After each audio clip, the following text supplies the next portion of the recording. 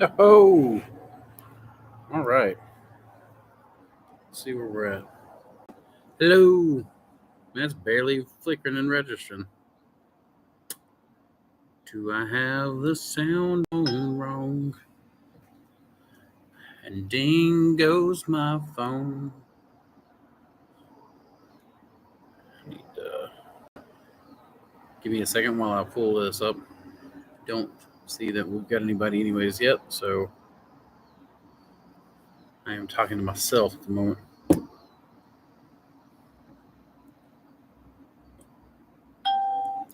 There we go.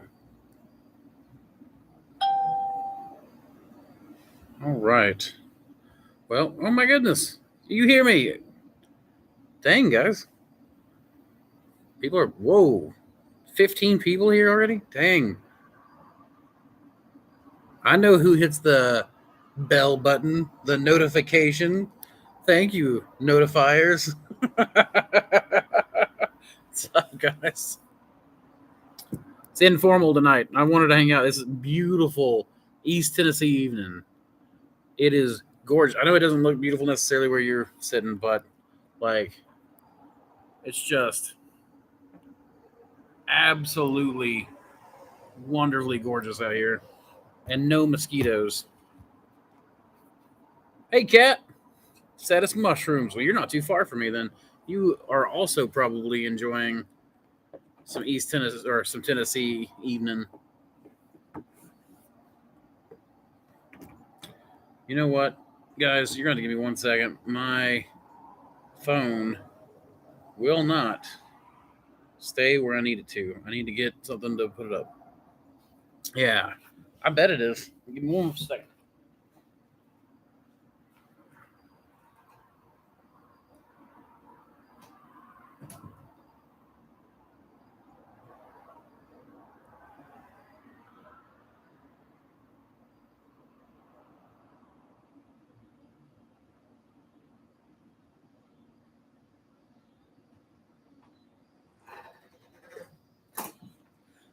Oh my goodness, Mondo, what do you think?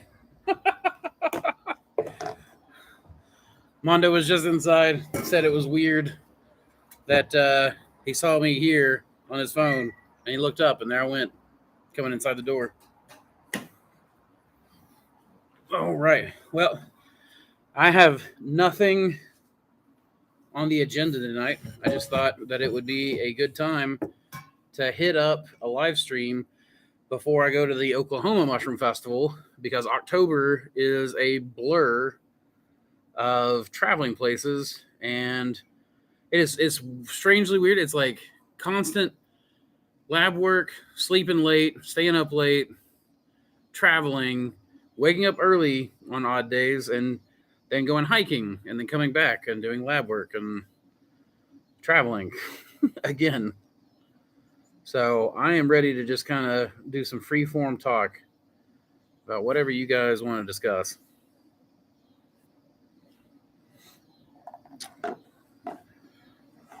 For the moment, I will say, while you guys are building up some questions and we're getting more people in here, that I'm actually really excited to be going to the Oklahoma Mushroom Festival. Jacob, who is the organizer, came down here. Oh, I'd say it's been more than a year now. And good afternoon, Austin. He came down here and was just kind of like, "Hey, I'm interested in mushrooms, and I want to be a part of the mushroom community, and I just have nowhere or no idea what I want to do yet, whether I want to farm or what." And this event organization seems to have done him some good, and he seems to be good at it. So, because I will say, as much fun as I had at the Georgia Mushroom Festival, it was kind of chaotic, and things were they're just a bit chaos oriented, which you might expect with mushroom people. We all tend to be a little chaotic and ADHD. I think they also, like, only half their volunteers may have shown up, and that may have contributed to some of that. It's still a rocking time. What's up, Austin Seymour? So there's Epley and Seymour. Hi from MS. Well, hello from TN, I guess. Just it's East Tennessee. People from Tennessee understand. We always say what part of Tennessee we're from. We never usually just say Tennessee. It's because we're basically three different steps. Mr. Reed, can you please explain why you be so cool? Well, because I'm your father, and by nature, I'm going to be cool. So, hi from the office. Well, dang it, I was hoping I was doing this late enough that people wouldn't have to be in their offices. I was hoping this would be, even West Coast people would be getting out of the office there. Thank you, Steven. Good to see you, too. Oh, and Yagdrasil's here, too. I think I missed that somehow until just now. Heck yeah. You know, I've been thinking a lot about you there, man. I need to get some D&D time in at some point. As soon as my life calms down, maybe I can jump on with you. I can skip Apex one night and go play some D&D. I just found out that there's like a subsection where they've got fungal druids, and they get to speak to the dead and stuff. That's totally want to play a fungal druid.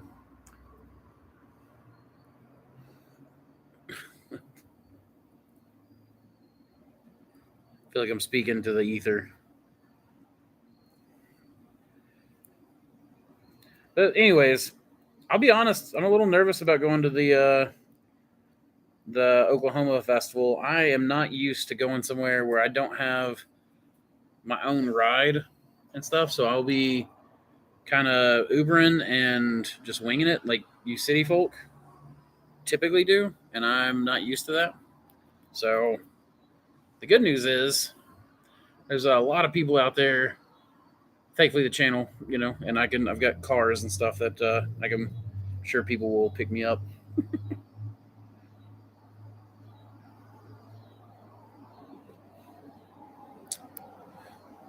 Yeah, Dream, you're very welcome. It's excuse me.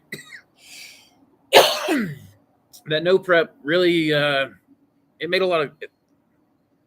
It's led me to developing a few different recipes. So like I'm actually working right now on the video that I promised our Patreon, which was they voted and they wanted me to do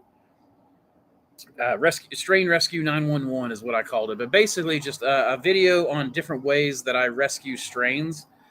So right now I'm working on the liquid culture section. I think I might split this up into multiple videos, but that no prep agar, those little recipe has led me to several other recipes that are small batch recipes, and that's what I really like those discs for. I actually am still using the normal agar dishes ever since I started using my peristaltic pump to pour dishes.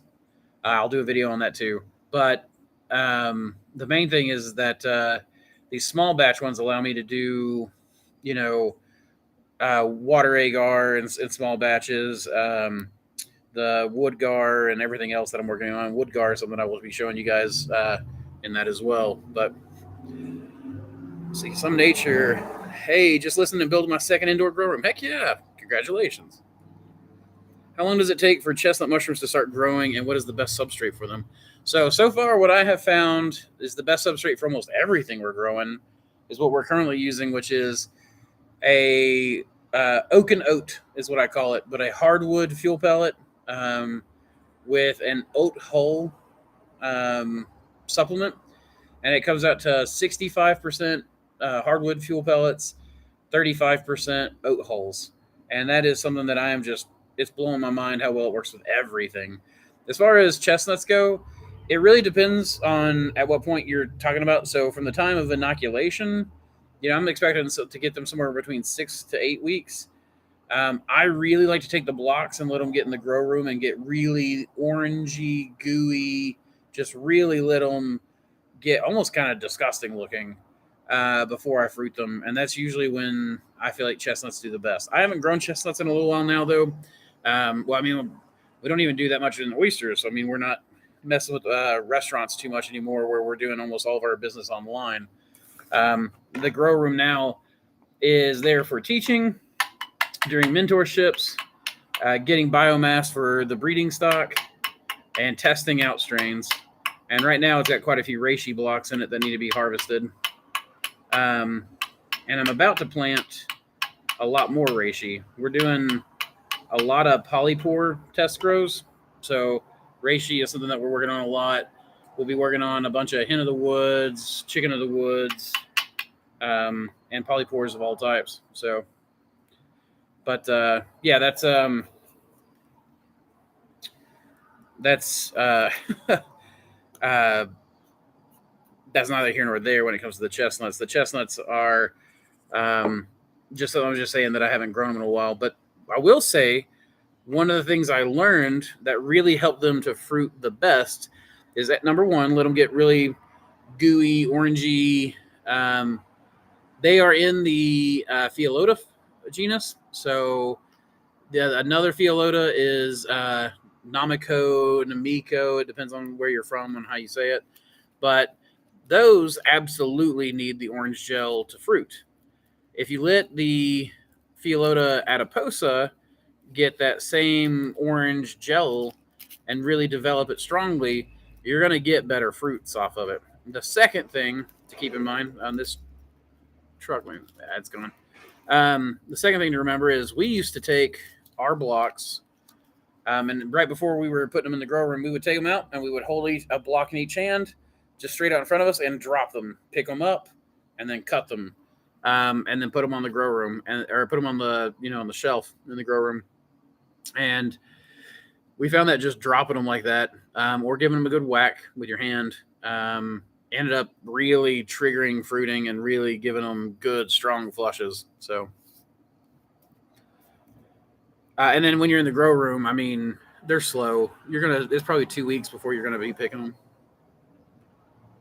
What's your opinion on brown rice agar? I mean, it just depends. I have not used brown rice much. I know brown rice tech is kind of a thing.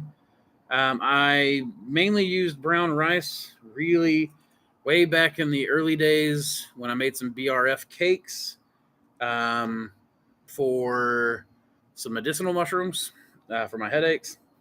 And that was years and years and years and years and years and years ago. So I might need to turn this light on. Or just turn maybe a little bit. But anyways, I don't have much experience with it. Brown rice is typically what I would consider a supplement, and so not really something that I would consider a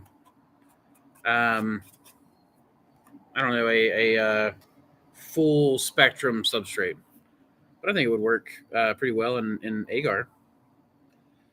Hi, if you are using corn syrup for LC and agar, what percentage do you use? I don't know. I don't use corn syrup. Corn syrup is devoid of pretty much everything but empty calories. In my opinion, your LC and your agar should never be full of empty calories. You want, we do a premix that we're about to start selling that we've been formulating over a while, and Mondo's finally convinced me to sell it, but it's we want amino acids, we want a sugar base, and I don't want just any sugar base. I use a combination of dextrose, malt, and you want basically a variety of nutrients in there. Corn syrup is just, Caro or whatever. I know a lot of people use it because they want stuff ultra clear. I don't want ultra clear. In fact, I hate it when I buy liquid culture off someone and I get the ultra clear stuff. I run it through my own formula for a while because their stuff is always anemic in performance almost compared to our stuff. Just because that clear stuff is just empty calories. We don't live off soda. Mushrooms shouldn't live off of just high fructose corn syrup either. That said, if you're just using it as part of your source, I forgot the percentage. Paul Stamos has really got it, but you can also type that into Google and you'll get a Shroomery article on that. I don't really remember the percentage right off the top of my head. I barely watched your channel. Sorry, I just found you recently. And no worries, Alexandria. What do you do on here? Like, you answer random questions? Just absolutely shoot. Now, do you remember that it takes me a while to get to questions? Woo! it takes me a little while, so I might, see your question and take a little bit to get to it, or there's a delay, even from when you guys type stuff to when I see it. There's a delay, so just remember that and don't try not to spam it or whatever. But and my dog is going crazy because my wife is home, and that is the one person in the world he loves most of all. Just wanted to thank you for your advice from last live stream about keeping air in the grow bag plenum by sealing vertically and breaking the sawdust block first. Worked like a charm. No vacuum, easy shake. Hey, Steven, you're very welcome. Yeah, that's going to save your wrists and shoulders and elbows and all kinds of stuff. To be fair, I used to always seal gussets. Now, Teddy. To be fair, I am hyping him up. I know you're hyping him up.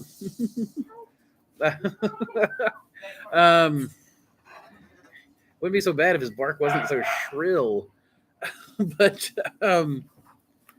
let's see, where was I? Oh, ADHD. Oh, not only do we do a vertical seal, but we also do. Hey, baby. Thank you.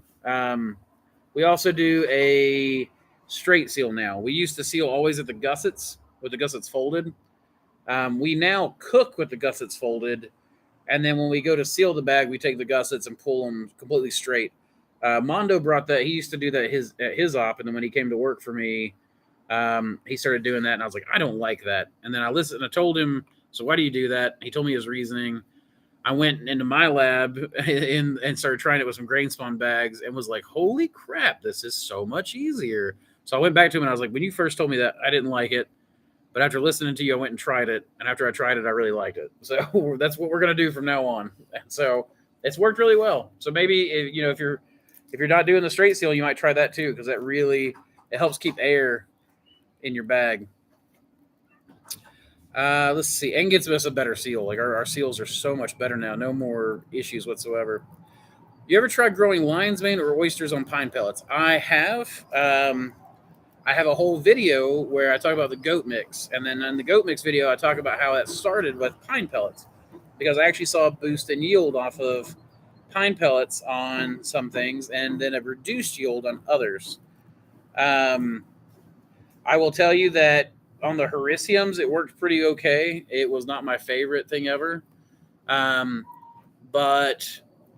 for the most part, I think overall we saw a reduction in yield. And then we all agreed that our lighter oysters in particular, the ones that don't have much flavor, they really took on kind of a piney flavor. They took on like almost a resiny kind of flavor, like it was not a pleasant thing.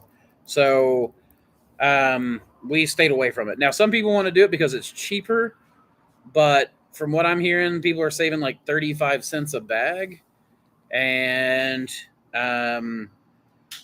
losing like maybe up to half a pound, or even if it was 0.1, if you lost 0.1 of a pound off of your bag to save 35 cents, that's like losing the ability to gain 50 cents in order to save 35 cents, which doesn't make sense to me either. So I'm not a big fan of pine pellets, to be honest. You're very welcome, Austin. I'm here. You can start now. Very well, Tiny House. Thank you. I'm curious if you can replace the poisonous mushrooms in your yard. Howard spores can fight, which is the main problem, but I guess I was just worried about the myceliums like mixing with the edibles. They won't mix. I mean, when you pick a mushroom, you're picking a mushroom. It's not a mixture of myceliums or anything like that. It's a separate organism, just like an apple tree is separate from poison ivy. The poison ivy does not infect the apple just because there's some growing on the base or something. I have a couple of 10-ish pound reishi blocks going at the moment. T505 from Terrestrial. Put one back in a pretty large tote. And it's just about too big for that space. Can it be just out in the living room? I will tell you that reishi is a heavy spore. It will make your entire room a ruddy, rusty brown. If I was capable of taking you guys back into the grow room easily, I would show you right now that our grow room is a filthy shade of dingy brown from all these spores that they produce. If you pick it, or produce it. Honestly, just produce it inside the bag, leave the bag closed, and you can produce antlers. You'll get a slightly reduced yield, but at least you won't get any spores going on. So there's that. Yeah, I do straight seal. Got to agree, easier, fun time. It absolutely is. For years I've struggled with those folded gussets getting seals on the edges, and now I'm not. So let's see. Mealworm question. Oh yeah, I love the bug questions. My microscopic baby worms seem to want to climb out of the oatmeal and escape. They're still invisible, but I'm getting piles of them around my trays. So I don't actually have any mealworms going right now. I was calculating out the the cost of using them for cordyceps and found that it would actually be pretty cost effective for me to order, dried mealworms at about 75,000 of them at a time on a weekly subscription to turn into cordyceps food without having to grow them myself. The other part of that is that I am also no longer inundated with tons and tons of blocks. I have really slowed down my grow room. I'm no longer focused on getting as many pounds of oysters or anything out. Right now, I have, as my students in Knoxville, Josiah out of ET Fungi and Stephen with Green Yams. I guess you can't really call him a student, but more of a consult kind of thing. But as those guys are growing in Knoxville, I have been backing out of the restaurant trade so that there's plenty of room for my students, and I'm not actively competing with them. I could keep moving to a more expensive mushroom, but where I live out in a rural area, it's a lot harder for me to get labor than it is for the guys in the city. And it makes sense to me for the guys in the city to be growing most of the mushrooms, and I have to truck them a much longer way anyways. So I've backed out of the restaurants and started doing almost really focusing on working on liquid culture and genetics. We're doing the grain spawn as well, and we're doing ready to fruit blocks.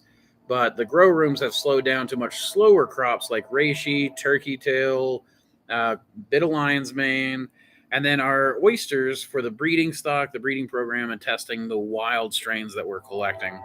And that's really what we're focused on right now, more than producing. So I don't have a huge amount of blocks every single week like I used to. I'm not going through a ton or 2 tons of substrate every single week. To say how you keep them in, if you're doing them in 10-gallon tanks, they make wire screens like cup tops that you can just order. They go on top. Some custom lids I had to make. I did some measurements and then cut them with a laser, some acrylic tops, and then just cut the air holes in such a way that the worms would have to crawl up and way over into the center and then out, and they couldn't crawl on that acrylic upside down. If you're growing in a sterilite bin, it's almost like they can crawl right up, and then there's like a little loop that's just an easy climb for them to fall out. And so that's a little bit harder as well. So Vaseline, I have heard, if you take Vaseline on your finger, like a glove or whatever, and just run it around the top, that's how we used to keep ants inside the terrarium in college. So maybe that will work too. I'm not entirely sure if that will or not. Try one of those, and if one of them works, please share it with us one day, because I would love to know how you stopped that. Mains only did okay on pine. I asked because I have a ton of pine pellets, horse bedding stocked up. I'm not fond of them either. I saw some decent results on oyster down in New Zealand. Okay. Again, I'm always about, I'm doing it wrong and I want to do it less wrong, right? But that less wrong for me is not less wrong for you, because we live in different places, we face different problems and different challenges. If it is truly, and I mean this in a way, like people would just go, oh, it's free, so therefore it's cheaper. Or, oh, it's cheaper, therefore it's cheaper. You really need to consider every vector. Is it cheaper to go out and shovel up pine sawdust than it is to order pellets? A lot of times, labor is our most expensive thing. So let's say if I'm saving 35 cents, again, this is just me being hypothetical, 35 cents by swapping per bag by replacing my hardwood sawdust with pine sawdust because it's $350 a ton cheaper or something.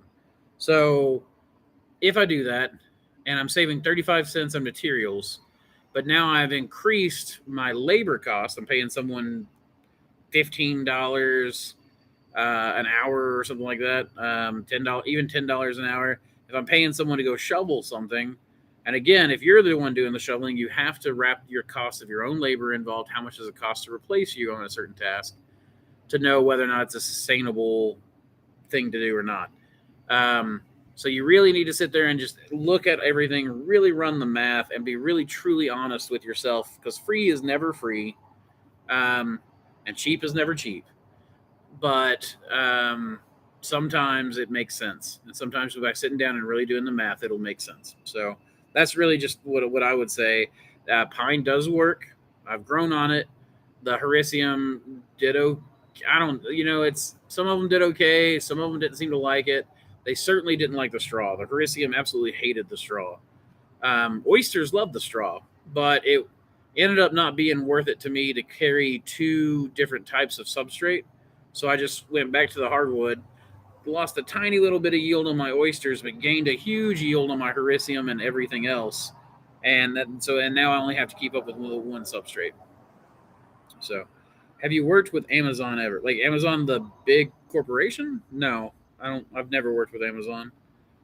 Or I think I hired someone sometime that tried to get me to go on Amazon and start selling stuff, and I'd never. I think I just shut it down before it ever got started. Maybe we listed some stuff. I don't know, but I've never sold anything from Amazon that I'm aware of. We do sell on Etsy occasionally, but not very often. I used to sell on eBay, and eBay was really good to us.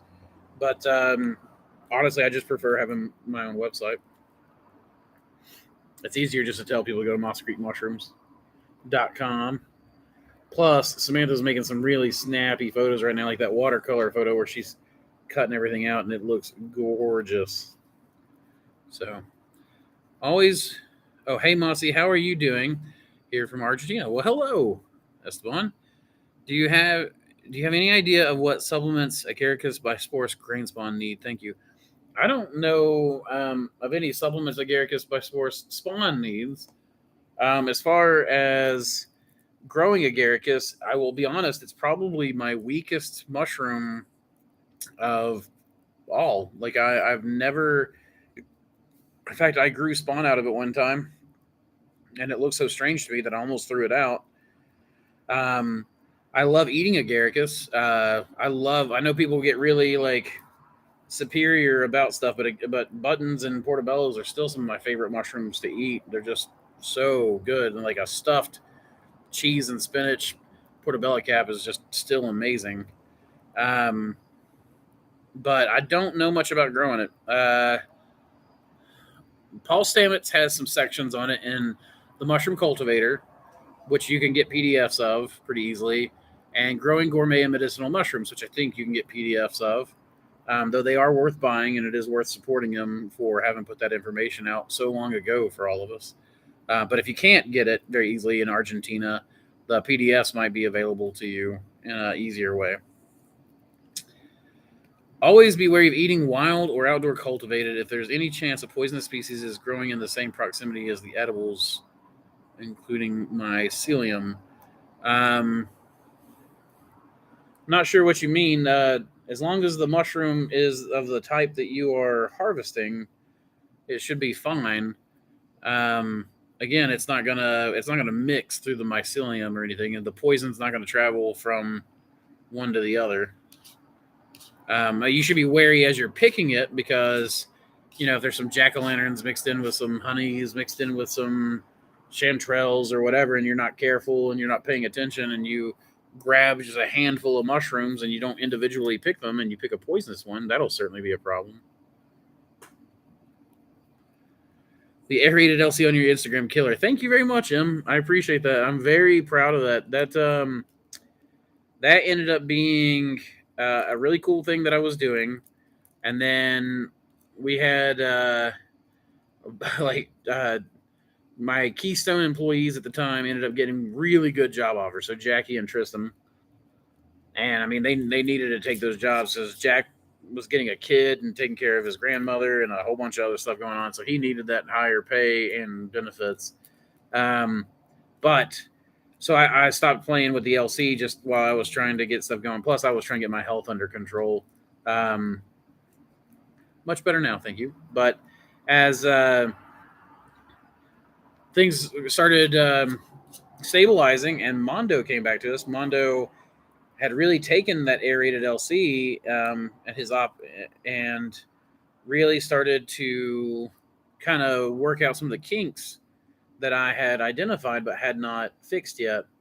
And when he came back and started working for me, that was one of the things he said, let's set up. So he inoculated some of our pond reishi to spawn from the aerated LC, and it's been maybe 36 hours later, and you're already seeing significant growth in the grain. So the aerated is really cool.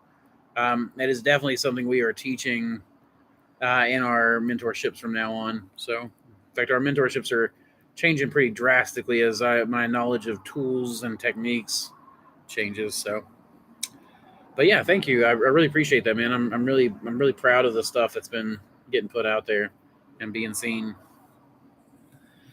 Let's see. Been able to reduce labor time by automating or mechanizing certain tasks, e.g., filling bags, but I'm at a loss on how to be more efficient with inoculating fruiting blocks. It takes me about 5 minutes to inoculate each block, spray down and wipe it, break it, pour in grain, seal, shake, any high level suggestions. So, yeah, stay tuned. Stay tuned. There are some inexpensive and effective things coming out of Manowar, in specific with the laboratory there. And we have been we've been testing the prototypes, and I have not really got to use them very much, but I've gotten to observe them in use, and apparently they are doing pretty well. There's still a little bit of finishing work you got to do by hand, but it definitely speeds up. It makes it basically we're at 2 or 3 man. What used to take 2 or 3 men to do, one guy man can do pretty quickly. So that's my suggestion: is stay tuned because there's a new bag shaker. Oh, hopefully I'm not saying too much. Coming down the line, and some other efficiencies that will also be announced. But as far as like doing while still doing it by hand, one of the things is just to become very efficient with your movements. Set everything up to where you only have to handle the bag once in that spot, and then move it on down the line. Usually, 2 people make the task go much quicker than one person alone. So, if you have help, you might try to make sure that you can get them in. Make sure that you're there ready to work with them, so that you two can hit that specific task at a time when it's making the most efficient use of that labor, that kind of thing. So maybe another thing that I found is that like when you're breaking blocks, don't sit there and push them, kind of thing. Lean the block up, lean on it, inoculate it, seal it, and when you move it aside, don't sit there and mash stuff up. Don't take the time. Like, even if there's a chunk, like, who cares if there's a chunk? The mushrooms will eat that chunk. You don't need to bust everything up and make baby food for them. Just take the block, keep your arms and you keep your wrists straight, and then tap that block on the table so that it all falls apart. And then what should happen is the substrate should break apart and fall over the grain. You can flip that bag and see a strip of grain typically. And then you just take that grain and you kind of do what's called around the world. I grab the bag and a bunch of substrate in one hand, flip it over, and then do it again. And usually you just turn the bag around fully one time and then move it on. You don't need to sit there and take a care in shaking it. Just get the stuff kind of dusted throughout it and move on. Good enough is good enough. I'm growing in buckets, powering ahead in agar and grain spawn, but when I hit the sawdust in the buckets, everything seems to stop. I got 85% humidity, 65% Fahrenheit, tipping out buckets and see what's going on. Okay, let me see. Powering hitting an agar and grain spawn, but when I hit the sawdust in the buckets, everything seems to stop. Well, it sounds like your sawdust may not be clean. If there's competition, then the mycelium's just not gonna. It's just not gonna do well. But also, in 65 degrees, your temperature is probably okay. The buckets are really. I've lost the live stream. Oh no! Has everybody lost the live stream? I am still live on my phone, so guys, let me know if you can't hear me. But let's see. Live stream's good. Okay, awesome. Thank you. Anyways, that's one of the reasons why I don't like buckets. Buckets are notoriously cranky. They're like monotubs. Buckets and monotubs both are hard to keep clean. Even if I was going to grow in something that, like, not a unicorn bag, I would just go order poly bags and then grow off of poly bags. That I will tell you, from the time that I stopped worrying about monotubs, aquariums, buckets, and things like that, and switched over to poly bags back then. That was pasteurized straw in poly bags from like Granger, Uline, wherever. That's when my yields and business really took off. Was chopped straw, shredded straw, in put into laundry bags, put into a 55-gallon drum that was at 209 degrees. Let it come down to 160. Would pull the laundry bags out, let them drain, and then pack them into the poly bags with spawn, like laid out over a table. Mix all the spawn and stuff up in it, heavily spawn it, and then pack that into the poly bags. Much easier to keep clean. John Forearm, how do you do? Well, how do you do, John's Forearm? Actually, I'm just north of Cincinnati, so our locales are that different. It makes sense for me because I buy pine for the better as pet boarding side hustle, so I get it by the half ton at cost. Aren't that different? Okay, I gotcha.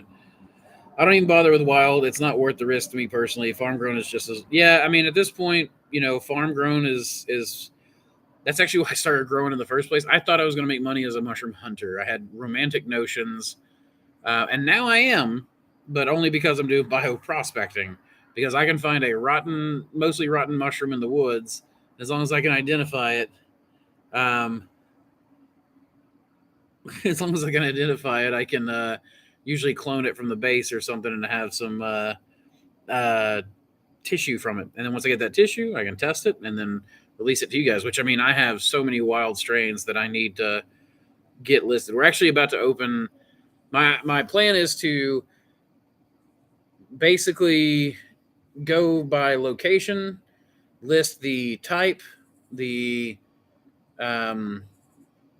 location of where it was from. So oyster from Jefferson City, Tennessee, and then just have all of those listed out in a drop-down menu where people can just order anything off our wild archive. I don't have pictures for everything, so some things would just be a guess, that kind of thing. But like, we got several chicken of the wood strains and Maitake strains and everything. So most of those will still need testing, but yeah, I mean, to me, I went to farming because it was the way that I could actually make a reasonable income every single week. I got there when I was on it with the wild stuff. I mean, when you found a bunch, you made bank, and then you really didn't make bank a lot of times too. So I got one of those books from Kindle, so I'll check it. Always looking for help with your videos. Thank you so much. Absolutely, Espan. I wish I could help a little bit more, but the charts in that book and the recipes in Samus's book are very good. So smash that like button. I agree. Smash it. In fact, I could probably hit it on this one. Oh, look at that. I'm the first one to like it. The first one. I'm the first one to like my video. That's sad. Come on, guys, make me less sad. Uh, live stream's good for me. Good. Uh, absolutely, Steven. You're welcome. I can't see what's happening in the bucket. Yeah, that's another thing I don't like about the buckets. At least with the mono tubs, you can kind of see stuff. But I've seen a few monotub grows that kind of come out clean, but for the most part, what I really see is a lot of times people will have a flush, and I'll be like, "Oh, that's really too wet," or "Oh, that's bacterial," or that kind of thing. So, hello there, Mycology Druid. Absolutely, Jay. I was gonna say, how'd you know I want to be a Myco Druid? But yeah, we've talked about that in the in the Discord. Let's see, live stream went blank for 2 minutes. Oh, well, that really sucks because I think I was talking directly to you for those 2 minutes. Not signs that happen over. Yeah, I'm really liking this. The pink and that. Oh, look at that. That's dinner over there. That smoke. Samantha's got some chicken on the smoker. Are you working chicken of the woods for like cultivated indoor or grown outside? Well, both probably, but indoor is what I'm working on. So part of it is I'm just collecting strains. So Samantha and I, this past weekend, we went to the old growth forest. That's about an hour away here, and we went and did the hike. It kicked my butt. I found an agaricon. Very excited about that, but we got something like 6 Hericium strains, 4 Hemlock reishi strains, a bunch of polypores, some of which I've identified since then, some I have not. A couple of blue cheese polypores that I'm really excited to try growing. What's up, John Grady? And oh my gosh, I don't even know what else. Like turkey tails, huge things of turkey tail, which we're trying to culture out. And some what we think maybe resinous polypore, I'm pretty sure is. But man, this old growth forest, it was just crazy. I want to do videos on that. I want to do like bioprospecting videos where I just like take the camera out in the woods, show you guys how bad I get my ass kicked on the trail, and come back with some of the glory, clone that stuff out, and then offer it on the website. It's some really cool stuff. We're having a lot of fun with it, and getting a lot of new genetics.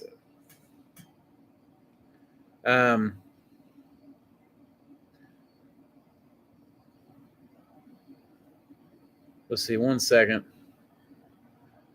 Okay, let's just make sure it wasn't an emergency before I did it. What's an easy way to find an old growth forest? I don't know, because I maybe just go to Google and look up old growth forest near me. I don't know if that would actually pull anything up. I had read about this grove. Yeah, that's the only guess I've got. Is the great sage of our time. But let me ask the oracle. No, I read about this grove ever since I was a little kid, and I've wanted to go up there since I was a kid. It's a place called, it's called the Albright Grove, and when it's about an 8-mile trip around maybe 7.5 miles, something like that. It says 6.6. It is not 6.6. The GPS told us it is not 6.6. But we hit it. You go through it. It's some incredible forest before you get there. I mean, it's just the Smoky Mountains, anyways, and so it's just absolutely gorgeous, sopping wet forest, deep and dark and quiet. Like not a lot of animal life. Like every bit of energy is bound up in trees and wood, and therefore there are mushrooms everywhere.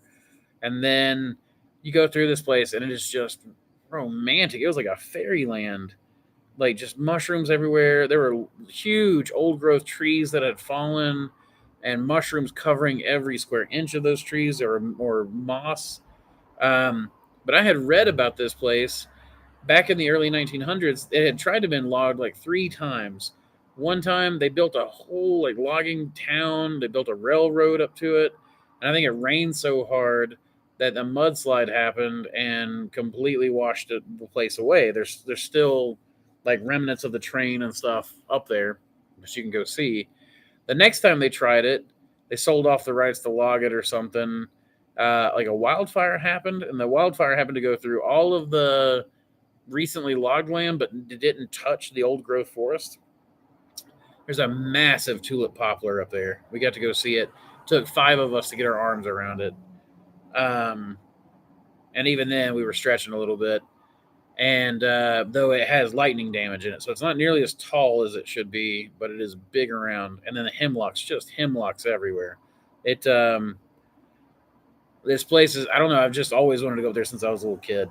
So, and then to be able to go up there and actually pull genetics out, every single hemlock we found was growing on a dead giant hemlock tree, and I felt bad for the giants, but it was really cool to find an agaricon. I didn't touch it because they're endangered and they only grow in old growth forest. But after talking to a few experts, I've got the GPS coordinates for it, so I'm about to. I'm really. Oh my gosh! I need to figure out how I'm going to get my butt back up that trail without getting my ass handed to me. Um, but get up there and sample it before the growth stops for the year, because right now it was perfectly white growth. Um, and it would be cool to have a Smoky Mountain agaricon strain in the genetic banks, and get it out there into the world to where those genetics are not lost. Even if that tree dies, even if the agaricon goes extinct in that area, we would at least have these genetics out. So, sorry, I realize I'm going off on a tangent. That's just something I'm really passionate about, is these old growth genetics and getting out and bioprospecting. But I'm really not sure how to find it other than just reading about old growth forests. Looking it up, like old growth forest in Georgia, old growth forest in Tennessee. They actually try to protect these places a lot of times. So a lot of times people will give false information to keep you from finding it. It's actually, um, quite like a little treasure trove kind of thing to be able to find it. And I mean, I'll tell you, it kind of pissed me off. I went up there and some of these trees, I mean, this tree had fallen over. They had cut it to where you could still walk in the path. So on either side of you was a tree that had fallen down, and that tree was as wide as I am tall. So 6 feet was that, and um, from toes to head, and some people had already started digging graffiti into it, and it pissed me off because I'm like, man, this place is sacred in my opinion, and I don't like. I didn't appreciate that. Uh, so I can see why they hide this stuff, but also, can you imagine if someone knew where that agaricon was? Like, we just happened to find it a little bit off trail. That's I GPS tagged it. I have not posted that picture anywhere. I've not shared it. I'm not doing so. Um, and I screenshotted it so some of the metadata wouldn't be sent off to some people. So when I sent it off to the experts I was looking at, but I mean, agaricon being worth what it is, I can just imagine people going up there and instead of taking a tiny piece of tissue, trying to collect the whole thing. But which of your oysters like the oak blend best? All of them, but Pathfinder oyster, I would say. Pathfinder is one we used to call him the teacher, right? Because the Pathfinder's oyster is one of the most delectable oysters you'll eat. The most perfect flesh on it ever. Beautiful big clusters when it fruits well, but it suffers from bacterial problems a lot. When I switched over from the oak to the oak and oat recipe, so I get my oat hulls from Seth Fisher at Mushroom Media Online. When I switched over to that 65-35%, with the 35% being the oat hulls, I've not yet had a single bacterial problem on any of my fat stemmed oysters. It is incredible to me how just changing that up completely changed my luck with Pathfinder. It's no longer, it's now easy to grow. So, pretty much everything is like the oak and oat. I've not come across anything that hasn't liked it. Old growth forest, mountain areas that are undeveloped. It's just like stuff that's sounds like Fangor from Lord of the Rings. Yeah, no kidding. It was a crazy place. Um, like I told Charles, like he was my business partner. Well, was walking with me at one point, and I was like, dude, this reminds me of like where Old Man Willow was found, like the sleepy forest. Like, don't go off trail. I guess that was Fangorn. Yeah, or no, that wasn't Fangorn, was it? That was the Hobbit, wasn't it? Yeah, where the dwarves are not supposed to go off the trail at all. That's what it reminded me of. Everything was so quiet. It's such a deep forest. Like I said, probably all the animal activities happening up in the canopy. So where you're at, it is just quiet. It is so quiet. But again, old Tom Bombadil. Yeah, he's one of my. I don't know. He's one of my favorite characters, even though I know he's a kind of a minor character. But I just checked again. I found something. Can we link in here? Yeah. I don't know if you can link in here actually. Um, you can try it, but I know YouTube really kind of dislikes that. So I'm afraid you might get kicked if you link. Um, you can share it with me if you want to. Mosscreekmushrooms at gmail.com, or you can go through my contact us page if it's something that you want to share. No, don't do it in the comments. It might be something that I can, if you send me the link, I could put the link maybe in the description after this is done. Put it in the Discord. That sounds great. Hey, man, if you've got one near you and you want a partner going up there, I may travel down and we can go hiking together. You are in much better shape than I am, but that's okay. I don't mind if you leave me, and I'll just huff and puff my way up to meet you. So, if LC can take on to oat hull, it consisting 35% of the substrate, would this make LC to sub possible?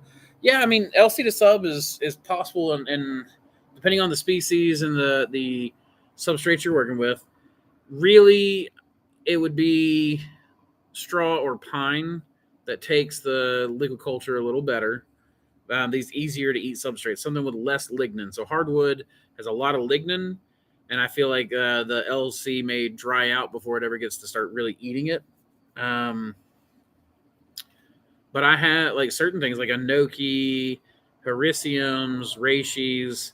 A lot of times they will go from, in fact, a green elf cup. We just did green elf cup, and I just checked on it, and it's gone from liquid culture, the aerated liquid culture, to being poured straight into the bag, and it's growing in quite well. My chain of the woods always grows a big mycelium ball that never develops into a mushroom. I may try to grow it outdoors to see. Yeah, it will usually do better outdoors. However, I've gotten to grow indoors, but it takes a long time. So typically, what I will do is let the block grow in completely orange, and then you'll cut a little slit in the top of the bag, usually just under your seal, and then you're going to move that gusset down until the filter patch is touching the substrate, and then you want to stick that out and let it fruit. Now, the problem I've always run into in the past has been that you start getting about a quarter pound of chicken of the woods, and then mold will start to grow on it. However, after going back through Paul's growing gourmet and medicinal mushrooms, GGMM, I was reading his section on polypores, and he talked about how to grow indoors, you really want a reduced. Most polypores do not appreciate a sopping wet environment with all that fresh air, the same way that oysters do. And considering the environment where I see polypores the most, that really makes sense. They do tend to be higher up on the tree. It tends to be where it's a little bit drier. They tend to have a little bit more staying power than oysters, so it's not just like a wet environment that keeps them going. So one of the interesting things to me is that people who want to save on energy costs might actually be able to slow down some of their fresh air depending on what they're growing.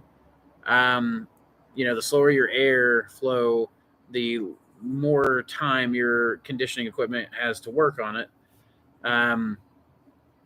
And therefore, you're not just ripping through and your machinery humming away all the time, but you can also produce a drier environment, which will reduce mold. And that interests me. If you had a inkbird, or You could even program on a timer where you've just got a heavy section of fog once a day, and then the rest of the day is just dry. I don't know. That's I don't know. Just seeing what the I'm playing with polypores a lot more. I'll let you guys know. There will be videos on it. But Chicken of the Woods, I think, is going to be every time I've ever found it has been in the fall. Whenever there is it's a drier environment, and I think that'll work well. Dumb question: do you have a sign outside of your warehouse that says what the building is? Like can people driving by see what it is? I have a banner right there that says Mossy Creek Mushrooms. It is not very big. It definitely hides into it. The biggest sign on the building is at the end that says Farmers Co-op, because this used to be the town's Farmers Co-op. But no, we don't really operate as a storefront, so we don't do a lot of signage. In fact, if you come in after hours, we have where is it? We have a pull-up bar. Behind me, we have weights like kettlebells on that shelf. So a lot of times, if you come after hours 3 or 4 times a week, we're out there in the parking lot lifting weights, got the jiu-jitsu mats out, wrestling around. In fact, I'm pretty sure we got the cops called on us the other night because Charles and Samantha were wrestling, and he was showing her a bunch of moves and was strangling her out.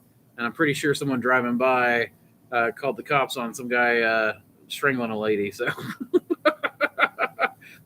I'm not sure that that's actually what happened. The cop didn't say. He just said, "Oh, I'm interested in what's going on here." But no, I mean we don't really do a storefront, and our hours on Google are listed as by appointment. Where we have few employees and we're mostly laboratory work now, I want to make sure that we have. I don't know. We don't do tours. We don't really do tours or anything like that. We used to do a lot of them, but we found that they just people will bring in stuff. You'll get weird contaminants. At this point, there are certain times I'll open up my farm and certain times I will not. So, chestnuts, Maitake seem to like LC to sawdust as well. Yep, chestnuts. I think Maitake I hadn't really seen much of, but I definitely believe it. Millet hulls seem to be about 2.4% protein. Is this something that I should worry about for substrate supplement? Worry about? I mean, like you could use it as a supplement. You might go a little bit heavier. I think my oat hulls are around 9% protein. So when I add them at a 35% mixture, the substrate ends up being. Nope, can't do that math in my head right now. Anyways, there are optimal protein or nitrogen percentages, and then what you would do is just calculate that out. Like what you want. But a lot of things like hericiums actually like lower supplementation. So certain strains, you don't have to worry about that as much as long as you put some supplement in there. But I got to wrestle some of y'all for the Halloween hangout. Yeah, man. Well, we've got the mats here. Charles will definitely be happy to wrestle with you. I will do what I can. I'm just heavy, and I run out of breath quick. But I'll try what I can. I'll try to do what I can do. I'm a terrible wrestler. If you don't mind me asking, how many employees do you have? I don't mind you asking. Right now, just one. We have one employee. That's Mondo. I have 2 sons who also work for me. So if you count family, I have those 2. They really just work part-time and kind of help out wherever we need stuff. But I mean, my oldest, and my youngest boy, both could help teach mentorships. They both know about running the bagger and folding stuff, and they do pretty dang well. So I mean, you could count them as employees. There's Samantha and myself. Ben does a bit of maintenance and stuff around here, though he is more busy running Man of War these days. Also, have you thought about getting a smaller space since you are mostly lab work now? Yes, I have.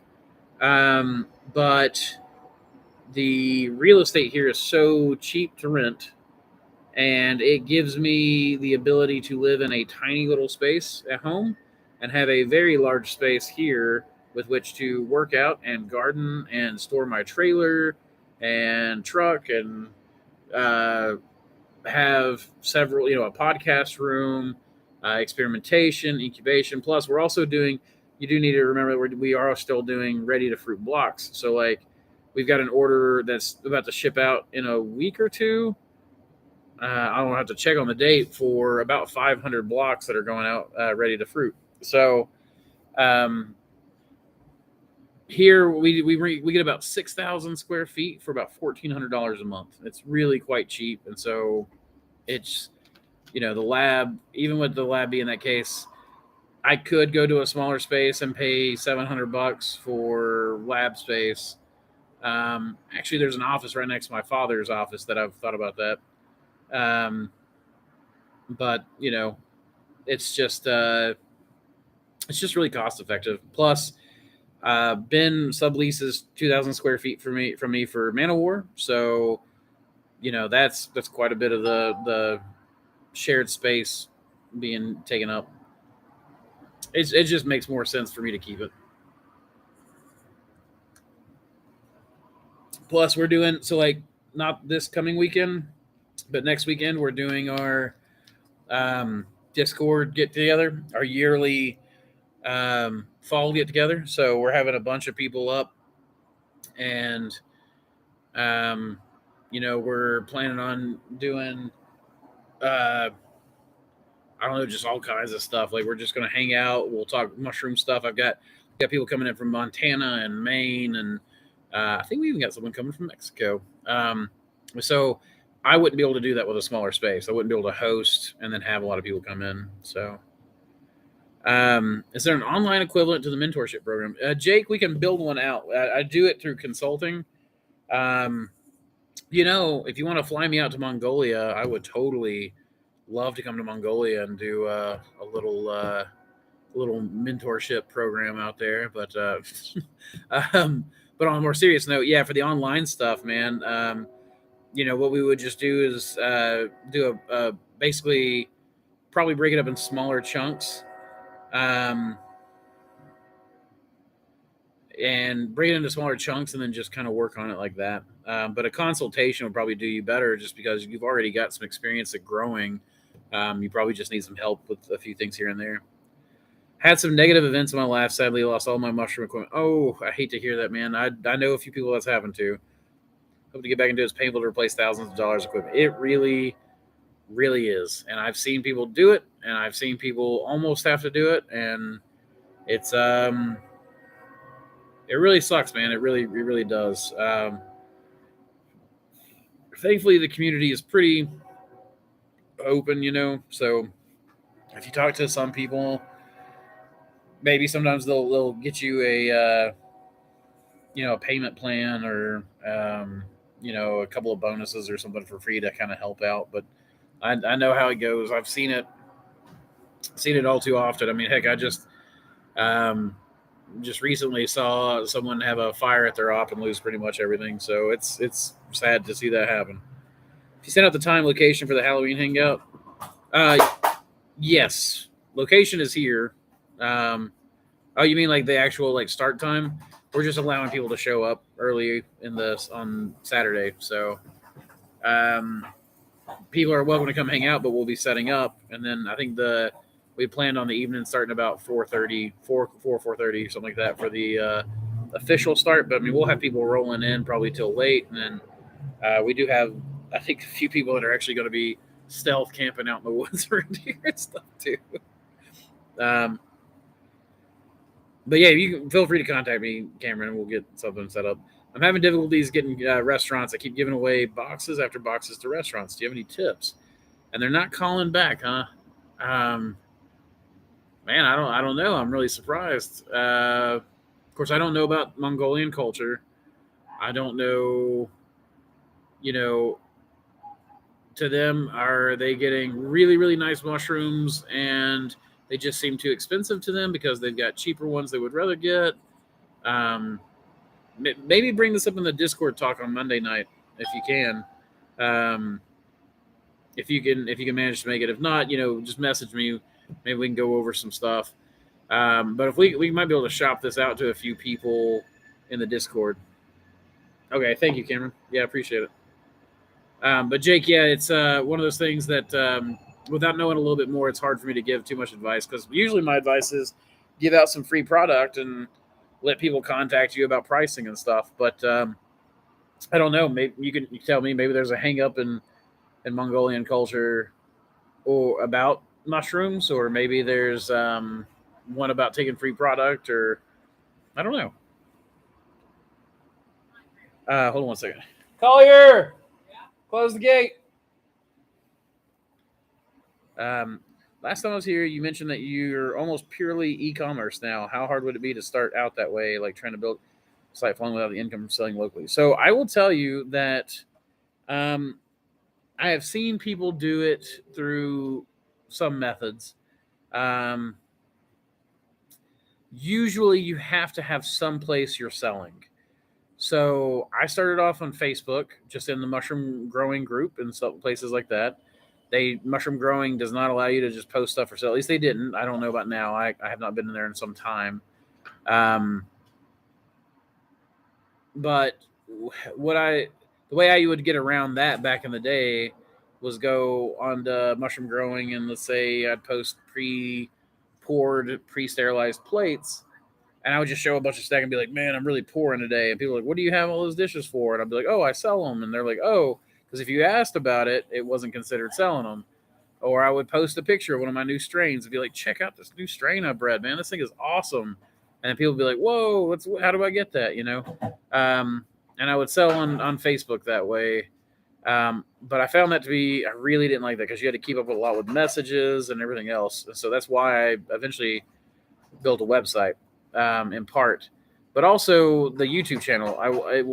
It took me about 2 years of just kind of regularly putting out videos to build somewhere between 2,000 and 5,000 followers. And then, I was able to get it built. After that, it kind of snowballed. So for me, the YouTube channel, this right here, is probably what has done the best for me as far as sales. And I did that on purpose because I knew if I gave away some stuff for free, some people would think of me when it came to buying stuff after a while. But in the beginning, I didn't know the YouTube channel would work. I just kind of hoped there would be some kindred spirits. I saw some stuff I didn't like seeing going on in some of the Facebook mushroom groups, and I thought, I really don't like this. People are getting treated a certain way because of politics or whatever, and I would rather have a place that was a little bit more under my control, to where I wouldn't lose my livelihood basically if I got kicked out of, if I got kicked out of mushroom growing and my entire business was built around that, then that would have been a hard thing. So to be truthful, it's going to depend a lot on your marketing skills, your SEO ability, your ability to build reputation in the community. A lot of people don't like to just buy from someone who's just in it for the money. They want to buy something from someone who's authentically interested. And so sometimes it helps to have a way to show that. Some people just want to buy from someone who just seems professional and they don't care about whether or not, and so you got to, it's about a market segment, I guess. I always knew that I wanted to go genetics. I didn't want to be a supplier of like materials. I didn't want to, I would rather sell, really put in a lot of work ahead of time into something and then sell it a few times and make a larger profit off of each one of those than to pre-pour plates every day and skim money off each plate kind of thing. One's really, really reliable. One's a little bit more up and down. Each stage have their own strategy. It took a while for me to build up the reputation. I wouldn't say being faceless business is a no-go, and no, don't worry about all the questions. What do you think about lines being e-commerce only business, LC ready to grow bags, etc.? So Mike Tyson, who's no longer Mike Tyson, what is he now? I just talked to him today. Well, let's see. He's Myco Mentor, I think is his name now. Anyways, he used to just be like, he would sell. He would do Instagram and Reddit, I think. And Reddit's a good one. There's a lot of good mushroom groups. Reddit. Xperi Myco is a good one. It's there's a lot of strange stuff going on Xperia Myco. But shout out to Foxy. But the answer is the Lion's Mane. He would sell kits, Lion's Mane kits, all month long, and then do one massive shipment. And like each month, and then he would just keep doing that over and over again. I thought that was brilliant, and he just picked a really good Lion's Mane strain. I think he changed it up every now and then, and yeah, it just worked out really, really wonderful. I think there are as many different ways to make a living at mushrooms as there are people growing mushrooms. It's incredible. We have barely scratched the surface as to what the mushroom market's going to look like. It's going to get strange over the next few years between breeding programs and bioprospecting, genetic engineering, and I mean that one I think is going to play a smaller part for the first while. But between all these things that we're seeing, the DNA analysis that's being done by people like Josh McGinnis at Everyman Bio, Alan Rockefeller, the work with pigments and stuff like by Sydney Over Singleton. There's a lot of stuff just really going on. I mean, like I think Sydney has made his own fluorescence dye to use with a fluorescent microscope out of mushrooms. I think it was out of mushrooms. Like it's incredible the kind of stuff that's being done, and not everybody knows about it. It's not percolated through the marketplace. So there'll be some really crazy stuff coming out, and yeah, I think that you could be faceless. But right now, the mushroom market is still small enough that it doesn't like this faceless as much, but that's starting to change somewhat. So some people just want something professional. You know what I mean? They just want something professional. They just want to change money for product and go. That's not always the case, but let's see. Hey, I was wondering, what do you think an average profit margin is for most of your mushrooms? You're pretty competitively priced. I was looking at getting into commercial farming over in Texas. So, in fact, I can tell you, but to give me a second because I've got to get into my Google Drive.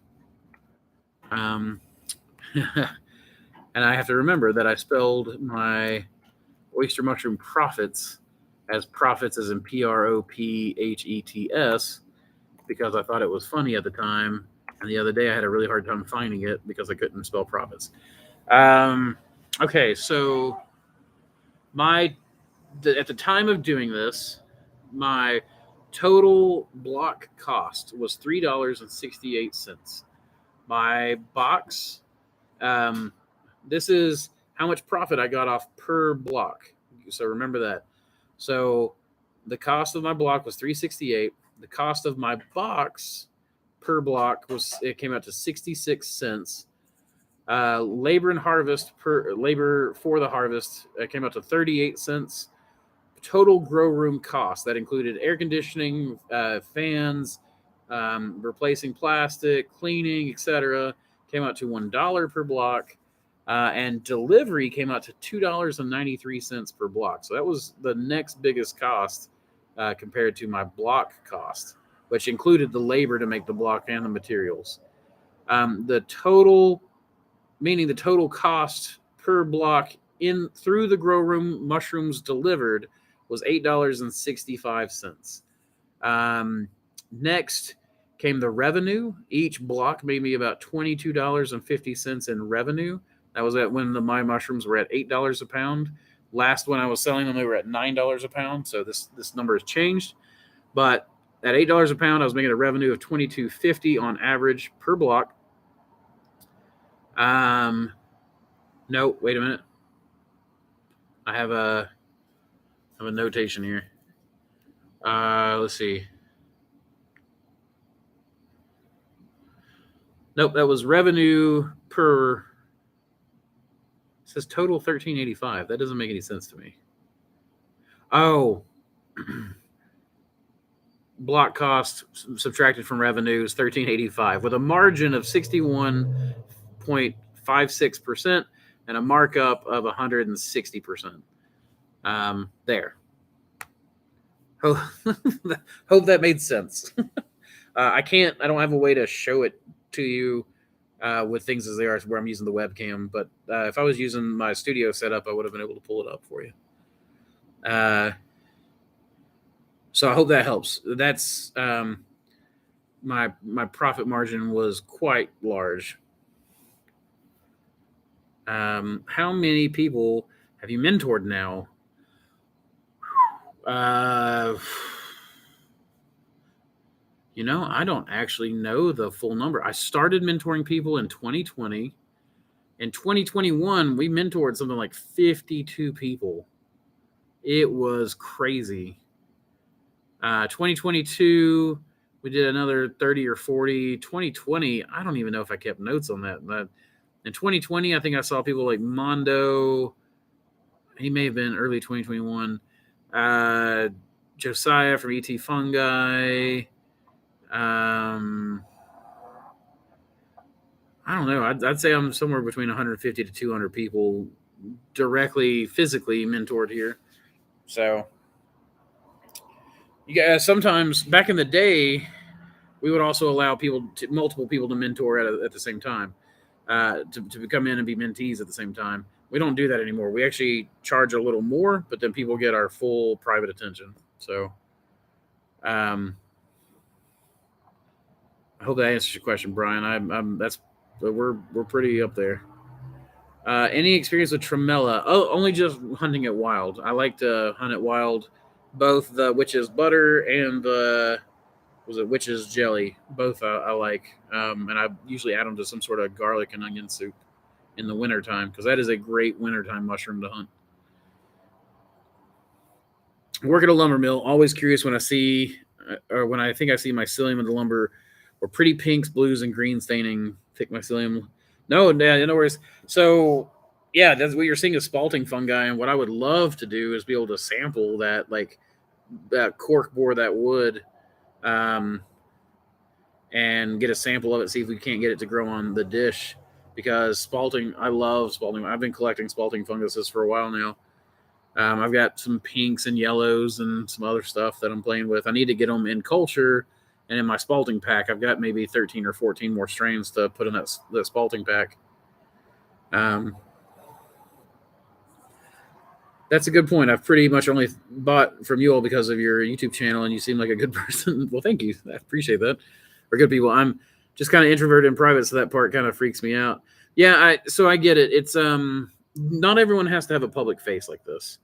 This part is, I will say, really, Samantha is very lovely, and she's very kind to people, but this is very draining for her. This is almost energizing for me sometimes. Sometimes it can be draining when I'm just really tapped out. But for Samantha, this is like really the most draining part is the people, because she's so introverted.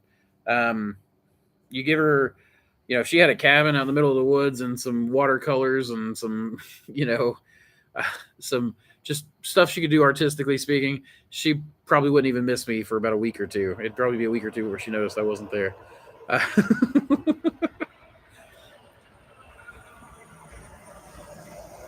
That said, I'm just saying, not everyone has to have a face. Like, look at Michael Chate of Midnight Mushrooms. He's not, while he does customer service and he does a good job of customer service, largely he's just running a site selling stuff. Ryan over at Shroom Supply. Shroom Supply is still a really, really good business for the hobbyist. Like, he buys stuff in bulk and breaks it down into smaller chunks so that hobbyists can afford it. And he scoops a little bit off the top. And but I mean, I've only talked to Ryan through email a few times, and other than that, he's never had to make a big face, about it. So there's, like I said, there's as many ways to do it as there are people. You would just need to study your way. Like, how do I build an audience without putting myself out there? That kind of thing. There's a lot of good resources on Google for growing online businesses. I need to read up more. Chat GPT is a good one too for research, not necessarily for, it can be wrong a lot of times, but it's yeah. Well, you say that it's about like $500,000 off mentoring alone, but you got to remember that my mentoring did not used to cost $3,000. It used to cost $1,000. So no, it's only been about 6 months that we've been at the price that we're at right now. Pull that up, Jamie. I took his mentorship. It was great. That's right. He did, yeah, he did. He took one of the early ones too. What Mondo? Were you 2020 or 2021? 2021 was right. 2021. Was right when the pandemic happened. Okay, that's what I couldn't remember. Yeah. Yeah, he just got this piece. Yeah, we had just gotten it, so. I still pull that up, Jamie. Still got me going. I'm glad it made some sense, Apu. The transparency of this community is awesome. Subscribe, thumbs up, thank you. Thank you. Quarantined. I got it. Okay. What do you recommend for maggot contamination in BRF cakes? Start with micropore, TP, then switch to silicone, wood neem, and mixture worked and not had any adverse effects on the mycelium. Honestly, a hot mess. I'm not really quite sure. That sounds like a hot mess. Are they already contaminated? If already contaminated, with fly stuff, I just throw it out and start again. Flies are the larvae are so destructive to the mycelium. They just chew that stuff up. So that's when it comes to flies, I just dump it and start again. My mushrooms are so productive that it's best not to. In fact, that's what we actually keep throwing stuff out of our grow room before the life cycle of the fly can really go full circle, specifically to cut them short, because flies can be such a problem once they've built up. One time you signed off the stream, but I saw your face after you thought it was off. You looked wiped out. Yeah, that's what I'm saying. Like sometimes this it's just constant, on it's kind of wearing after a while. I'm not even extroverted. Every time I've ever taken those tests with a Briggs or Myers or something, I don't remember what they call them, but every time I've ever taken them, I'm always right in the middle, like barely introverted or barely extroverted. So I'm actually a little sad that I dropped the mask though. So would it be a bad idea to get into the mushroom business if money is a big factor? No, no, it would not be a bad thing if money's a big factor. If you're wanting to get into it for money, I think I'll put it to you this way: when I was first going to college, I only took 1 year, so I'm not like college educated. But my first year, I took a biodiversity class. Biodiversity with that university was just the biology major's biology class. So first year biology. And I'm in there and she's asking everybody what they want to do. And she asked me what I wanted to do. I said, I want to go into Mycology, which is the study of ants. She asked, oh, okay. And then later on, we were discussing some stuff privately. And she said, do you like killing ants? And I was like, no, that's kind of a strange question. I want to study ants. She's like, okay, so you want to study them? I was like, yeah. She's like, then you probably shouldn't go into ants. I was like, really? And she's like, yeah. She's like, look, there's like 2 or 3 positions. I mean, she was being a bit, hyperbolic, but she was saying that, look, there are very few positions where you'll actually get paid to study ants. Most of the positions where you'll get paid to study ants is paying how to eradicate them. So one day we're sitting in the lab. I had seen 6 ways that mushrooms could help save the world. I had bought Mycelium Running at that point. Read it, was falling in love with it. Already started kind of playing around growing mushrooms at home. My sea fern test at school had actually been contaminated. Now I think about it, probably due to my at-home activities. And I was looking through the microscope, and I just happened to see this little mold colony, and I saw this hyphae, this structure curl up and swell. And as it swelled, it swelled up really big and clear, and then I saw it just this black kind of it come up the stem and into it. And then it just kept swelling until it just popped, and it would pop, and it would be like faster than I could see. Like it would move, it'd be there in one instant, and it wouldn't. And I just started laughing. I was like, oh my gosh, it freaking flipped it. And like my teacher was like, what? And of course the whole class is looking at me weird. She said, what are you talking about? So she comes over, she's looking through the microscope, and I'm just so excited. I'm having a hard time talking. And oh my gosh, buddy, slow down. But she was like, "Whoa, it's swelling. What? Oh my god, it freaking flipped it! It freaking flipped it!" So we're sitting there just like getting really excited about this mold flicking spores. And I looked at her as soon as she looked up at me. I was like, "I think I want to go into fungus." And she was like, "I think that's a good idea." I said, "You do?" And she said, "Whether it's private or public or anything," she said, there are going to be fortunes made over the next 30 to 40 years in fungus. She said, whether it's fiber, fuel, medicine, like it's all just open and it's all largely unstudied.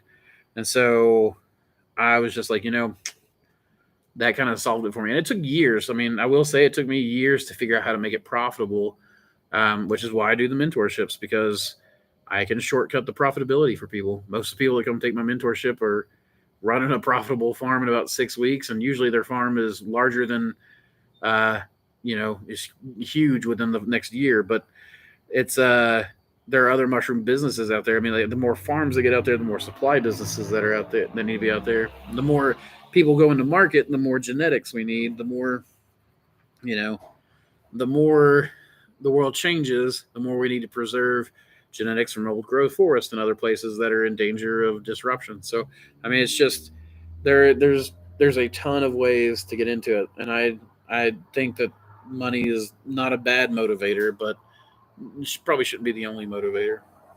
Uh, all right, guys, it's about an hour and a half, so I'm gonna get through this quick, and then I'm gonna get off here. But let's see.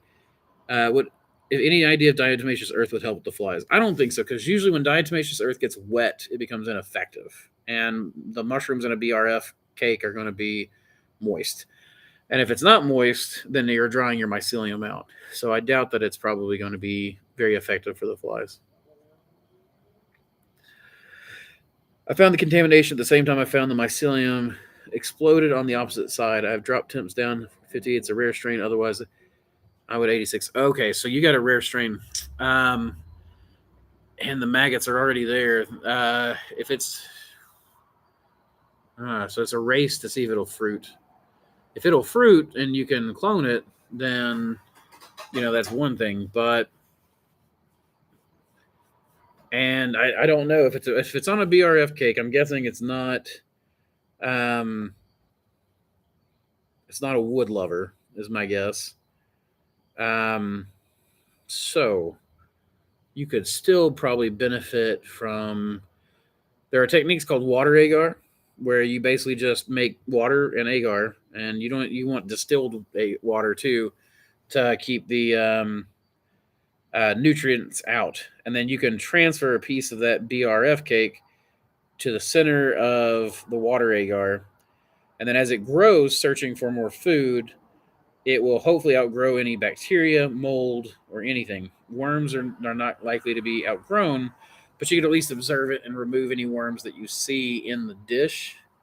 If you can't work with agar, but you can pressure cook a BRF cake, then you can treat some wood, sawdust or wood chips, soak them, strain them, pressure cook them, and then transfer some of your BRF to the wood chips. And what I would probably do is sink, if you can, with some sterile tweezers or something, spoon even, pressure cooked. I mean, not just you can pressure cook it and then use it as a sterile tool. You can then, what I would do is place a chunk underneath the sawdust. Sawdust is really hard for a lot of stuff to eat. Even dung lovers will eventually eat the wood if they have to. The question is whether they'll eat it fast enough. But that would be one way I would try to save it. But if you're working without agar, it's going to be pretty hard to observe and save at the same time. Take some twigs and branches and stuff from outside, maybe some dried up grass. Try to get it as brown as possible, or some straw. You could do the same thing: soak and sterilize, and then bury and do a few jars of it, and really split up every piece of that colony you can, and look for any maggots you can see, and make sure that you remove them, and see if you can get just one of those jars to produce.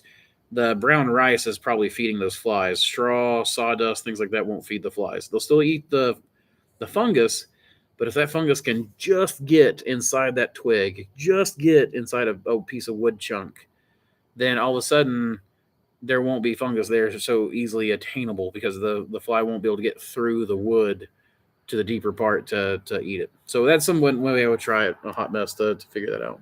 How many pounds do y'all grow in about a week, and what do you think sells the best out of all the varieties you sell? How many employees you got? And it looks like the farm's pretty big. How much square foot? So quickly, I'll go through this backwards. The farm's about 6,000 square feet. We have a sublease, someone who subleases 2,000 square feet from me for the Man of War shop that builds the Thor baggers and works on a bunch of other equipment. They're about to release something really cool right now. It's an auto loading system for the baggers. Let's see. How many employees do I have? I have one employee. You guys just met him. He just went inside. We used to have at our peak at production, and this is why I'm going back here. I'm going to go back up to the top and then start my way back down. In that, how many pounds do you all grow? At our peak, we grew somewhere around 1,000 pounds of mushrooms a week. At that time, we had 6 employees. Now we don't sell to restaurants. We've not sold to a restaurant in months. And we don't need that many employees because we are focused on lab stuff and genetics. So what we're really interested in is collecting and then using our breeding program to improve strains. And we're bringing wild, like for the first time, this year I have started using wild genetics in my breeding program strongly. And so there's some cool stuff coming from that. But we don't need a lot of employees to do that because we're not churning through mushrooms. So that said, I've consulted on farms that do many, thousands of pounds a week. And I've consulted on hobbyist ops and stuff. So, I mean, I've consulted on all sizes. And then what varieties out of what, and what do you think sells the best out of all varieties you sell? That depends a lot. As far as like when we were doing fresh mushrooms, we did a lot of, we've always done a lot of variety just because of the breeding program. But you've got Mother of Pearl is one of our biggest sellers. King Blue has usually been our workhorse. So taking up 2/3 or more of our production. Many farms I know, will use it to produce half or more of their weight and then use other mushrooms to do their variety just because it's such a large and productive mushroom. But we also, we sell a large variety of things. Let's see, like I said, Mother of Pearl, that's one of my top sales off the website. So it's a very popular mushroom across the country. Pearly White is a big one. Some of the larger farms have started growing Yeti's Breath. And that is it's been a really nice commercial strain, which is why it's so expensive. It's because we're keeping that one locked up pretty tight. And then let me think for a second. Like, honestly, some of my favorites are some of my strangest stuff, like the watercolor that I posted today where it looks like somebody daubed a paintbrush on it. Like, I like the farmer's market's oysters. I've always imagined if you go to a farmer's market table as a customer and you see all of these mushrooms and you're like, wow, that one looks like, super scallop looks like a clamshell. Then you got a gold oyster, obviously, and a pink, and then you've got this blue oyster. Then you've got this cobalt blue oyster. Then you've got this white oyster, and you've got these browns. You've got fat stems and skinny stems, and you've got the house mountain oyster that looks like a gnocchi growing, more than an oyster almost. But as a customer, I just see all these shapes and sizes and colors and flavors and aromas, whereas the grower, I see all of these things as oyster mushrooms. They're all easy to grow oyster mushrooms, right? And those easy grow oyster mushrooms allow me because of the breeding program and the mutations and whatnot, to allow us to have a large variety of shapes, sizes, smells, aromas, and colors, all on the table for an organism that is one of the easiest, most aggressive organisms to grow. To me, that was like the goal. So that's one of the reasons why you go to my website.